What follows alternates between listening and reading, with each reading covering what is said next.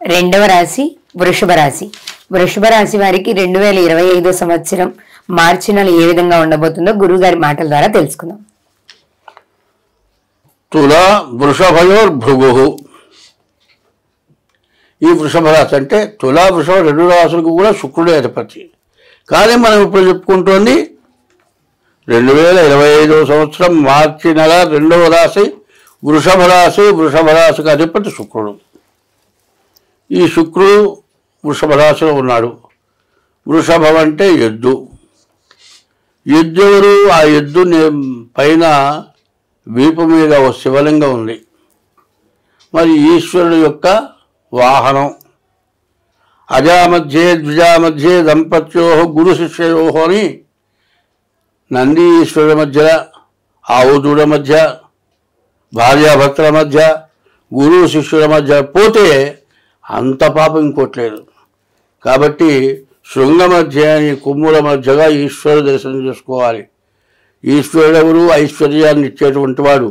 ఈ ఐశ్వర్యం రావాలంటే ముందు నందీశ్వరుడి దగ్గర మరి ఎలంచేయి అట్లా పెట్టి ఆ కొమ్ముల మధ్యలో నుంచి శివదర్శనం చేసుకోవాలి. మరి ఆ వృషభం ఒకప్పుడు మన పంటలు పండాలంటే దున్నింది ఆ ఎద్దే, మన తీసుకెళ్ళటానికి బండ్లకు కట్టింది ఆ ఎద్దే, ఆఖరికి నూనె తీసే గాలుకి అదే ఎద్దు, మరి సున్నపు గాలికి కూడా అదే ఎద్దు. మన అన్నిటికీ ఉపయోగపడ్డ ఎద్దు పోయింది, ట్రాక్టర్ వచ్చింది. కాబట్టి అటువంటి వృషభానికి సంబంధించిన ఎద్దు వృషభ రాశి. వృషభ రాశికి శుక్రుడు అధిపతి. ఆ శుక్రుడు ఏకాదశంలో ఉన్నాడు. ఆ శుక్రుడు ఏకాదశంలో ఉండడం చేత వివాహాది శుభకార్యాలు జరగటానికి బాగా అవకాశం ఉంది. అటువంటివి జరగాలంటే మరి వృషభ రాశికి ఏకాదశంలో బుధుడు, శుక్రుడు, రవి, రాహువు ఈ గ్రహాలు మొత్తం 6 గ్రహాలు పడ్డాయి. ఈ 6 గ్రహాలు విపరీతమైన బలాన్ని, విపరీతమైన శక్తిని జీవితంలో ఎప్పుడు మర్చిపోక ఆ రోజు ఇంత సంపాదించానయా, ఇంత దానం, ఆ డబ్బులు వస్తే దానం చేశానని చెబుతాడు.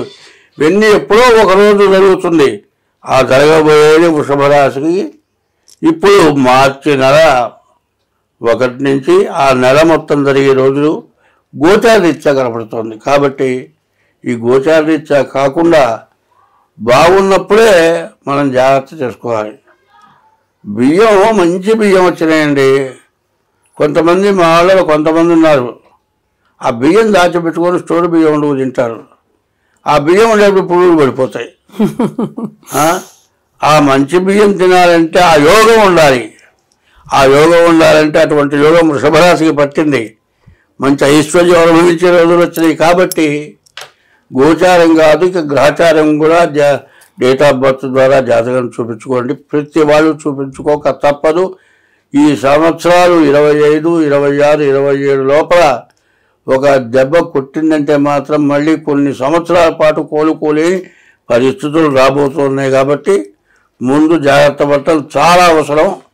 కాబట్టి వృషభ రాశి విశేషమైన రాశి. ఎద్దు ఈశ్వరుడు వాహనం.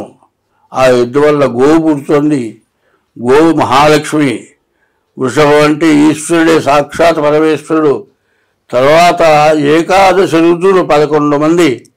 ఈశ్వరుడు తర్వాత రాబోయే నందీశ్వరుడే ఈశ్వరుడు అవుతాడు. కాబట్టి అటువంటి ఈశ్వరుడు ఐశ్వర్యం ఇచ్చేటువంటి రాశి వృషభ రాశి. ఈ వృషభ రాశికి శుక్రుడు అధిపతి.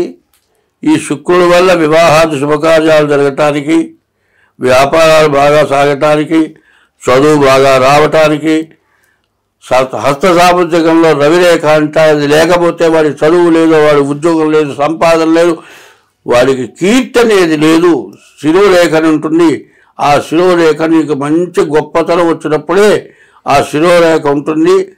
మరి రవిరేఖ, శిరోరేఖ ఉన్నవాడు గొప్పవాడు అవుతాడు. అటువంటి రాశి వృషభ రాశి. ఈ వృషభ రాశికి ముందు ప్రత్యేకించి డేట్ ఆఫ్ బర్త్ ద్వారా మీ జాతకం చూపించుకోండి. కావాలంటే ముందుగా కింద మా ఫోన్ నెంబర్ ఉంటుంది, దానికి డేట్ ఆఫ్ బర్త్ లేకపోతే హస్త సాముద్రిక ద్వారా అయినా జాతకం చెప్పడం జరుగుతుంది. కాబట్టి మీరు అందరూ కూడా జాగ్రత్త పాటించండి. సంవత్సరానికి ముందే మీ జాతకాలను చూపించుకోవడం చాలా అవసరం. స్వస్తి. ధన్యవాదాలు గురుగారు.